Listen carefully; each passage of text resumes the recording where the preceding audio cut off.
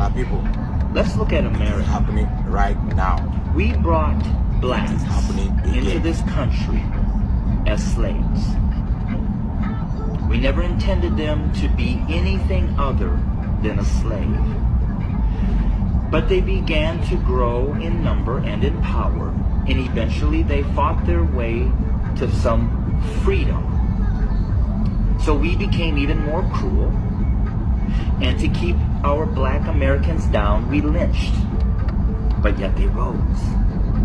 So then we used the welfare system, the criminal justice system, to keep them down, to contain them, to destroy them. But yet they rose, and they're rising.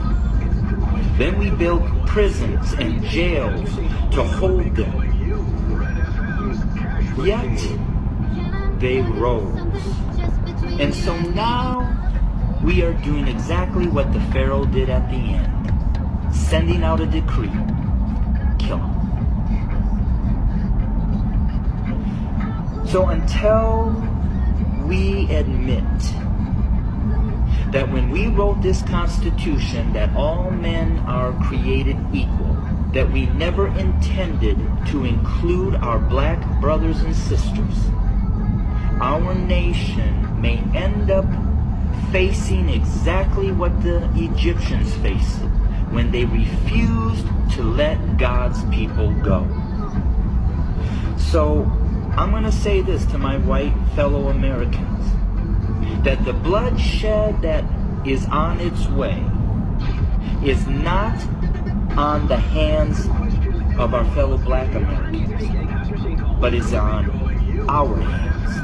We are the ones that are refusing to let God's people go.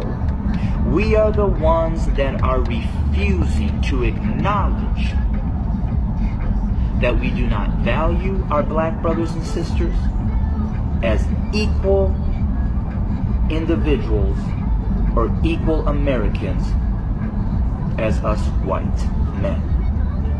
And to my black brothers and sisters, the racial issues, as I've said, have been there from the very foundation. But why do we see it more?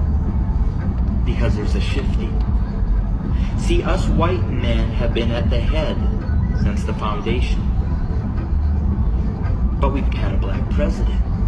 And you know, we've done everything in our power to keep him from really changing things. Now we have another minority rising to the top, a white female. What does that say? Those of us who are white men who have been at the head are now starting to see and fear that we are going to become the tail. And we know what we've done to you. And so now we're fearful that you're going to do to us what we have done to you. But I will say this. I've lived in a black community for 23 years. I've never been treated the way that this country has treated my black Americans.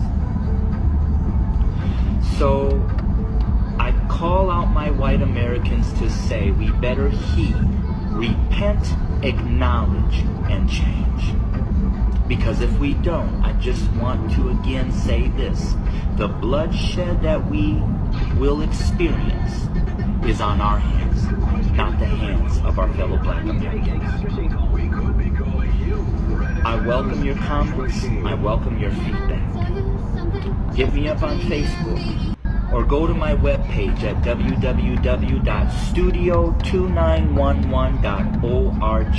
Again, that's studio2911.org. I don't necessarily know the answer, except for us white Americans need to repent, acknowledge the lies that we have taught, acknowledge our value system of equality. It is not here, and it does not include our black brothers and sisters. And we need to change, and we need to change now. Thanks for your time. Bless you.